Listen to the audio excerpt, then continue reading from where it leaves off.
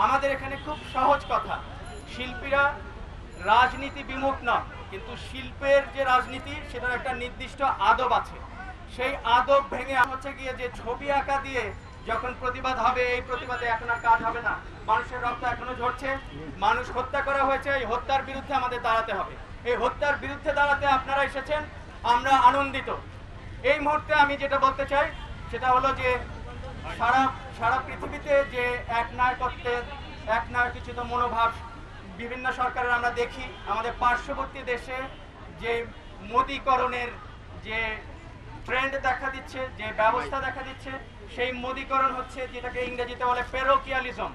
এই পেরোকিয়ালিজমকে আমরা যদি বলি মোদীকরণ, আমরা এই বাংলাদেশের মোদীকরণের সমাপ্তি চাই।